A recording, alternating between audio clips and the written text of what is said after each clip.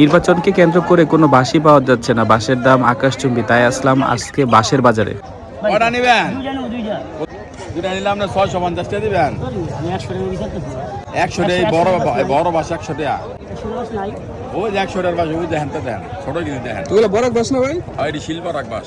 আর এগুলো সবই তো বরাক আছে। সব বরাক হয়, কিন্তু এটি হচ্ছে আপনার গান এই কাটা বাস। কাটা এটা কাটা বাস। এগুলো পার পিস কত?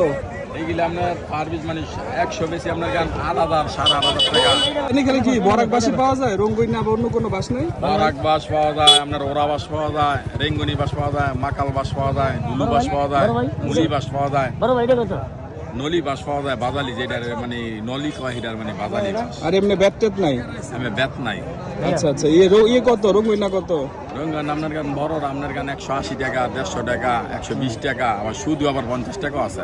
আচ্ছা আচ্ছা, আপনি কত বছর ধরে না ব্যবসা করেন? আমি আরো ব্যবসা করি আপনার গান 27-28 বছর ধরে।